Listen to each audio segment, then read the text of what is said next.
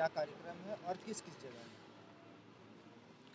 देखिए, पारसनाथ पहाड़ का जो विवाद अभी खड़ा हुआ है, पारसनाथ पहाड़ हम भारत के आदिवासियों का ईश्वर है, उसको हम लोग मारंग गुरु कहते हैं।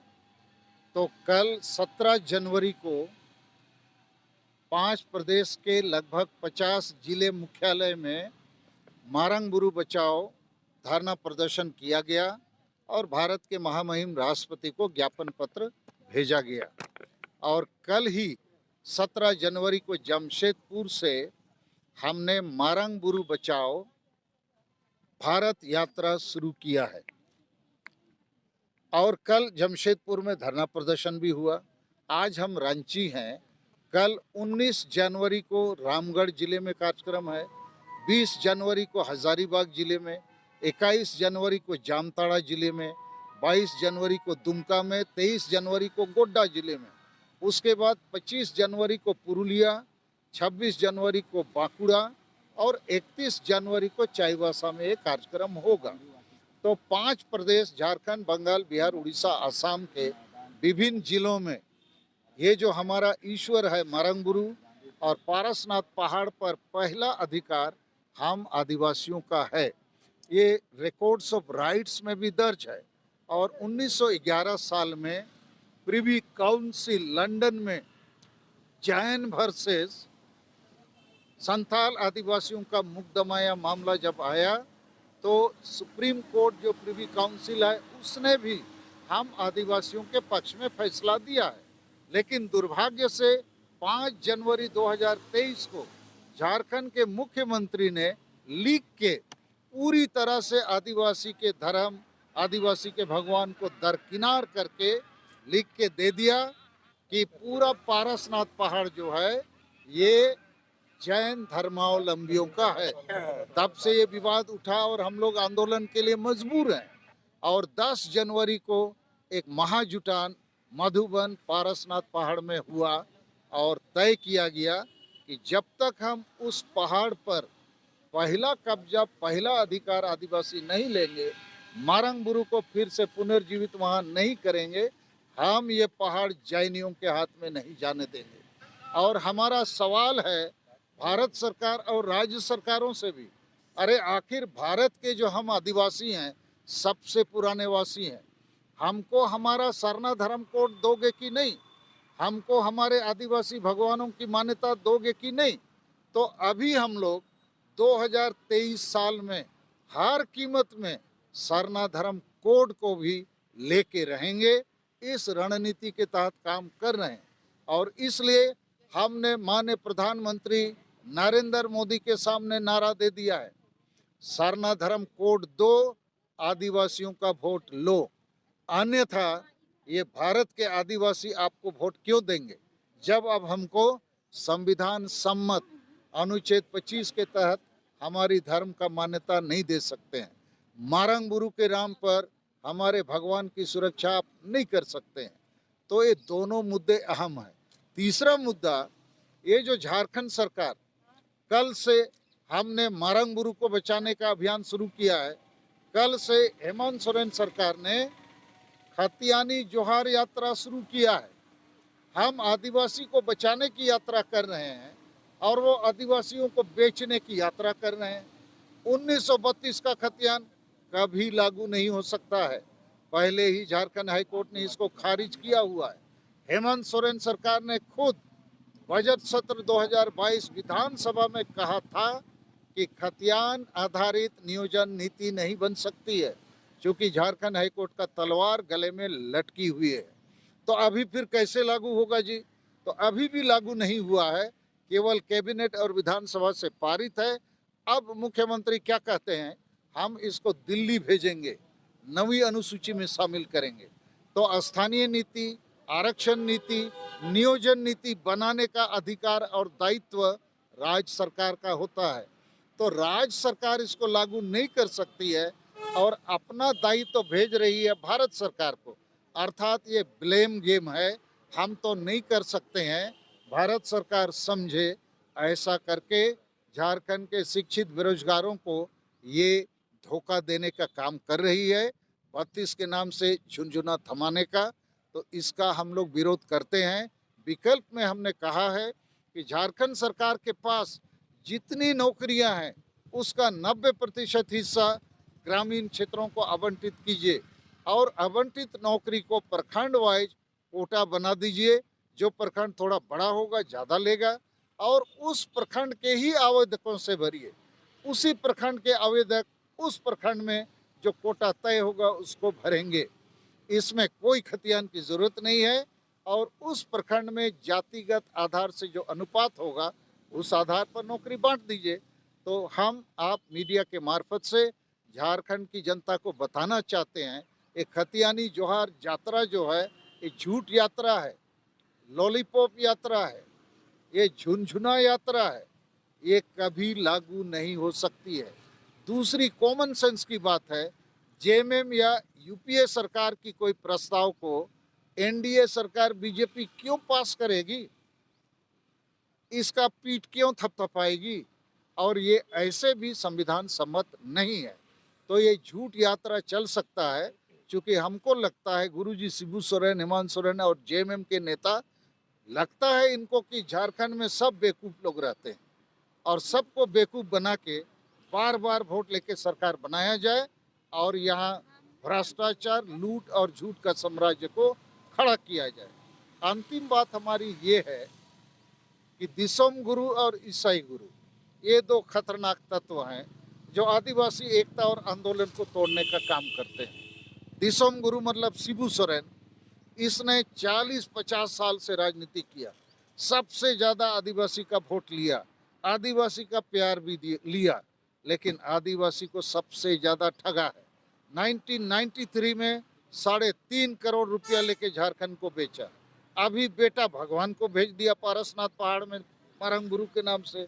बीच में डोमिसाइल के नाम से बिक्री करना, सीएनटी एसपीटी कानून को खुद तोड़ना, संताली भाषा को ये लोग राजभाषा बनाना ही नहीं चाहते हैं। सरना धर्म कोड के मामले में भी सरना धर्म कोड की जगह सरना आदिवासी धर्म कोड पास कर दिया, बिना राज्यपाल के भेज दिया दिल्ली और लड्डू बांट लिया कि सरना धर्म हो गया। तो ये सब जो ठगने का काम गुरुजी शिबू सोरेन और जेएमएम करते हैं, इससे लोगों को बचाना होगा, अन्यथा लोग एक अंधभक्ति की तरह उनके गले लगे हुए हैं और ये लोग आदिवासी का नरसंहार कर रहे हैं। संताल परगना को बेच दिया ईसाई और मुसलमानों के हाथ में वोट बैंक के लिए। कुर्मी महतो को भी एसटी बनाने का काम यही जेएमएम षड्यंत्र के तहत किया है। तो कुर्मी को एसटी बनाएगा तो हम असली आदिवासियों का क्या होगा। और ईसाई धर्मगुरु का भी वही धंधा है, सब आदिवासी को ही ईसाई बनाता है, बिहारी बंगाली उड़िया को तो बना नहीं सकता है। और ईसाई बना के आदिवासियों को ये लोग गुलाम बना के रखा है। आदिवासियों को असली जो जड़ है उनका भाषा संस्कृति उससे भी काट देता है और ये लोग केवल आदिवासियत के लिए रैली मीटिंग करते हैं। 2 दिन पहले किया था, लेकिन ईसाइयत के लिए कर सकते हैं, आदिवासियत के लिए नहीं। जैसे कुर्मी महतो आदिवासी बनना चाह रहा है, उसके खिलाफ भी बोलना चाहिए। सीएनटी एसपीटी कानून का पूरा उल्लंघन करके रांची में जितना आदिवासी का जमीन है सब लूट किया, उसके खिलाफ भी आंदोलन करना चाहिए। संताल परगना में आदिवासी महिलाओं का रोज रेप हो रहा है, मर्डर हो रहा है, उसके खिलाफ करना चाहिए। तो वो सब पर ईसाई बने आदिवासी कुछ नहीं बोलते हैं। अन्यथा ईसाई धर्म जो है ये वर्ल्ड पावर है। अमेरिका, ब्रिटेन, फ्रांस, जर्मनी या जितने धनी देश हैं, इटली, सब ईसाई हैं। इनको तो बहुत रुपया पैसा भी आ रहा है, बहुत बुद्धि भी है, स्कूल कॉलेज इंस्टीट्यूशन है, लेकिन आदिवासियों को मिलके बचाएंगे ये इनका सोच विचार नहीं है। आदिवासी को ईसाई बनाओ, बोका बनाओ, गुलाम बना के रखो। तो हम डीलिस्टिंग के भी पक्ष में हैं कि इनको एसटी सूची से हटाया जाए और जितना आदिवासी ईसाई बनाया वापस आ जाओ। हम लोग मिल के झारखंड को बचाएंगे, आदिवासी को बचाएंगे, सरना धर्म को भी बचाएंगे, हमारे ईश्वर को बचाएंगे, हमारी भाषा, संस्कृति, परंपरा को बचाएंगे। तो इन तमाम मुद्दों को लेकर आदिवासी सेंगेल अभियान, हम सालखन मुर्मू, हमारे साथ अभी चमरू उरांव जी हैं जो आदिवासी सेंगेल अभियान के हम लोग के ये जो रांची जोन है उसके सभापति हैं और बाकी कुछ पदाधिकारी भी हैं। जैसे अभी मार्च में आदिवासी बचाओ महारैली भी होने वाला है, उस पर क्या कहिएगा? अच्छी बात है, हम उसका समर्थन करते हैं, क्योंकि आदिवासी को बचाने के लिए कोई भी उद्यम, कोई भी कार्यक्रम होगा, ये सराहनीय है। हम उनको समर्थन करेंगे और सभी आदिवासियों से आग्रह करेंगे, ऐसा कोई भी आयोजन होगा हम लोग को साथ देना है। और उनसे भी हम निवेदन करेंगे, हमारा भी उद्देश्य वही है कि सब आदिवासी हम लोग एकजुट हो जाएं और आदिवासी का हासा भाषा, जाति, धर्म, इज्जत, आबादी, रोजगार, चाषबास, प्रकृति, पर्यावरण और संविधान में दिए गए जितने अधिकार हैं, हम लोग को मिलजुल कर बचाना है, इसके लिए लड़ना है। अभी आपने कहा कि सरकार के द्वारा पत्र दिया गया था कि सरकार यहाँ आदिवासी नहीं है। अरे ये नाम का आदिवासी है, काम का आदिवासी नहीं है। ये लोग एक प्रकार से झारखंड को बेचने का काम कर रहे हैं और जितने लोग भ्रष्टाचार में लिप्त हैं, जेल जा रहे हैं या जाने वाले हैं, वो एक भी आदिवासी नहीं, सब वही लोग हैं। तो इन लोग नाम के आदिवासी और बाकी सब बिना आदिवासियों को घेर के लेने देने का धंधा में लिप्त हो गए हैं, भ्रष्टाचार में पूरी तरह डूब चुके हैं। एक प्रकार से इनको नैतिकता के आधार पर पद छोड़ देना चाहिए था। इन लोगों ने आदिवासियों को तो बेचा ही, उनके साथ एक प्रकार से बड़ा धोखा ही किया है। बड़ी उम्मीद थी कि पिता पुत्र 5 बार मुख्यमंत्री बने तो आदिवासियों का भला होगा। हमारा जो बिरसा मुंडा, सिद्धू मुर्मू और महान शहीदों का सपना था अबुआ दिसोम अबुआ राज, ये तो अबुआ दिसोम दिकू राज हो गया। तो इसलिए हम लोग इन पर अब भरोसा नहीं करते हैं और इसीलिए हेमंत सोरेन खुद एक आदिवासी है, संताल भी है, वो मारंग बुरु को नहीं जानता है, लेकिन पारसनाथ पहाड़ को नहीं जानता। 2024 के लिए क्रिकेट खेला जा रहा है, उसमें जाते हैं, क्या सरकार फिर आएगी? नहीं, देखिए सरकार तो यहाँ ऐसा है ना कि कोई ना कोई इलेक्शन में कोई तो जीतेगा, लेकिन हम आदिवासियों का दुर्भाग्य है, वो चाहे बीजेपी जीते, कांग्रेस जीते, जेएमएम जीते, आदिवासी का हार निश्चित है।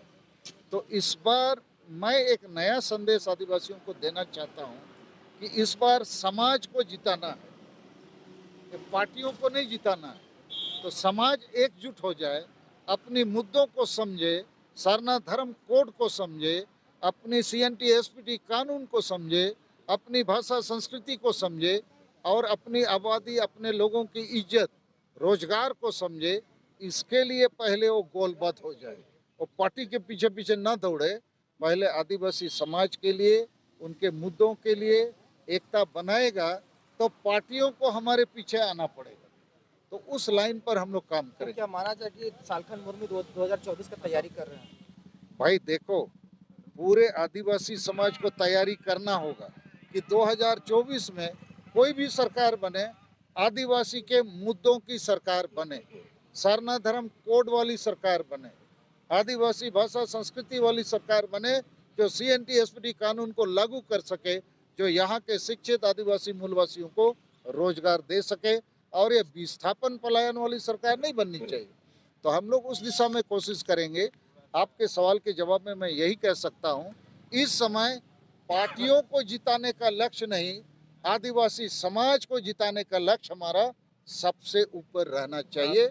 और उस दिशा में रांची में अभी कई आदिवासी संगठन सक्रिय हैं, मैं सबका समर्थन करता हूं, उनको मेरी तरफ से शाबाशी है और सपोर्ट है कि इसको और आगे बढ़ाया जाए। हम तो देखिए 5 प्रदेश झारखंड, बंगाल, बिहार, उड़ीसा, असम में अभी 1 लाख सेंगेल सेना, सेंगेल माने होता है आग, आप लोग बहुत लोग नहीं समझ पाते हैं, सेंगेल को लिख देते हैं सेंगाल तो सेंगल हो जाता है।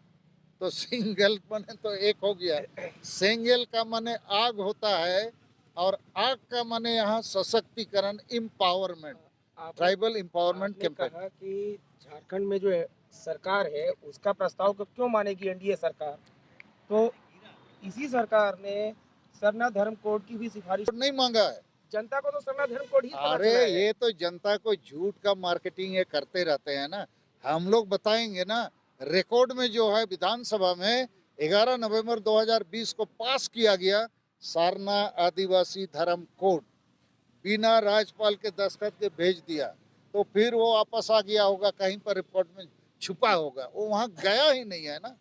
तीसरी बात, जेएमएम पार्टी उसके बाद पूरा लड्डू बांटा, खूब खुशी मनाया, हो गया। तो क्या हो गया?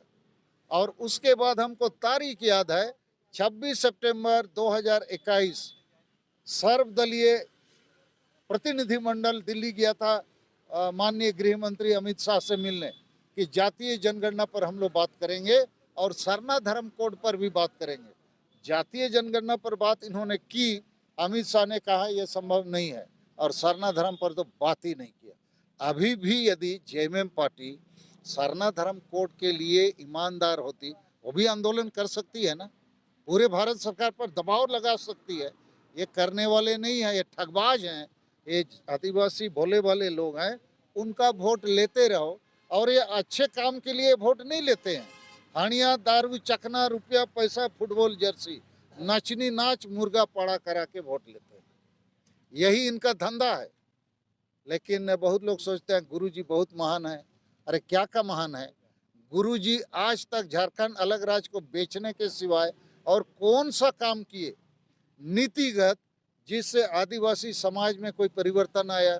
आदिवासी समाज आज भी नशेपन, अंधविश्वास, डायन प्रथा, ईर्ष्या द्वेष, वोट को हड़िया दारू में बेचना और ना समझी के चलते वो गांव-गांव में वो एक प्रकार से वो टूट चुका है, वो अंधेरे के गर्त में नशे में जा चुका है। और ये जेएमएम जैसी पार्टी, पिता पुत्र 5 बार मुख्यमंत्री बने, ये चाहते तो नशापन को दूर करने का अभियान चला सकते थे। बिहार में शराबबंदी का कार्यक्रम चल रहा है, कितना सफल असफल है वो अलग बात है, लेकिन मोरल ड्यूटी है झारखंड सरकार का, शराबबंदी यहाँ भी लागू करना चाहिए। लेकिन ये लोग शराब का दुकान बोल रहे हैं, घर घर में ऑनलाइन सप्लाई होगा। माने आदिवासी ऐसे ही मर रहा है शराब पी के, उसको मार ही डालो। तो ये जो गुरुजी दिसोम गुरु, शिबू सोरेन, हेमंत सोरेन और जेएमएम पार्टी, मुझे लगता है इनको आदिवासी समाज से केवल वोट चाहिए, समाज का उद्धार नहीं चाहिए।